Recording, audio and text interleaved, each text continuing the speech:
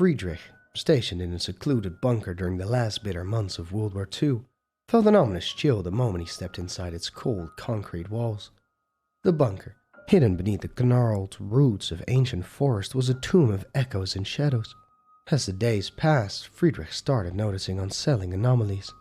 Objects would move inexplicably, shadows seemed to slink and slither across the walls, and the silence was often pierced by unidentifiable sounds. One evening, as Friedrich lay in his bunk, a sudden piercing scream echoed through the bunker's hall. It was quickly stifled, leaving behind a deafening silence. With his heart pounding, Friedrich ventured out of his room, only to find the corridor empty, the other soldiers sound asleep. The scream, it seemed, had no source. It was as if the bunker itself had cried out in agony. The incident marked the beginning of Friedrich's descent into a waking nightmare.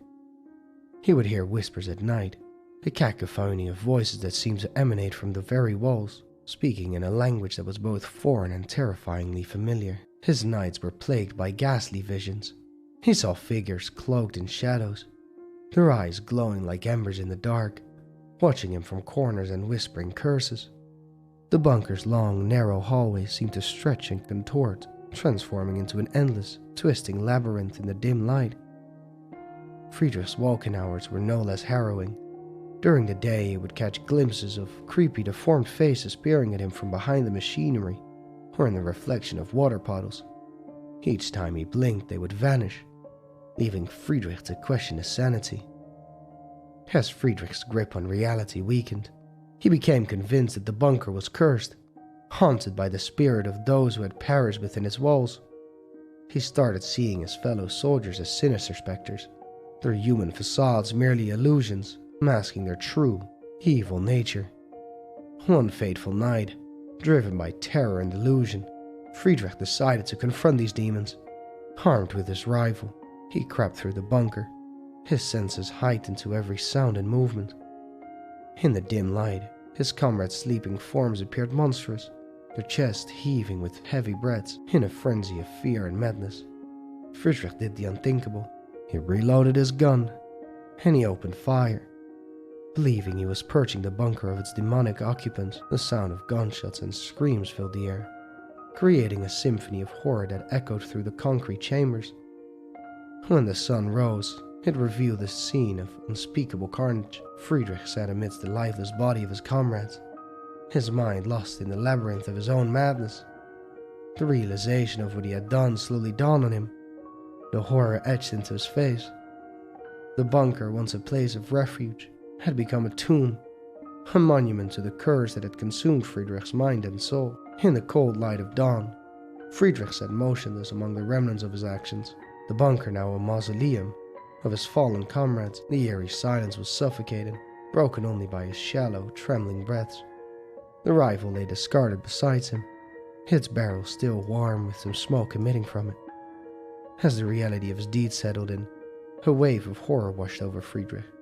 His mind, once clouded by fear and delusion, began to clear, only to confront the gruesome truth of his action. The bunker, which he believed to be cursed, was in fact a prison of his own making, a manifestation on his unraveled psyche. He stumbled through the corridors, each step heavy with guilt and despair. The once intimidating shadows now seemed benign, the whispers and vision gone. All that remained was the haunting echo of his actions.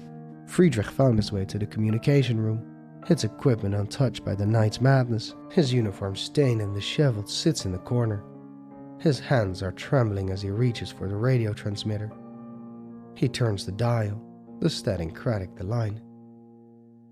Mayday, Mayday. This is Private Friedrich Muller of Bunker Z Alpha, requesting immediate assistance. Over. Mayday, Mayday. This is Private Friedrich Muller of Bunker Z Alpha, requesting immediate assistance. Over. This is Base Command. We read you, Bunker Z Alpha. What's your situation? Over. There's been an incident. I need help. They're all gone. Over. Clarify, Private Muller. Who is gone? Over.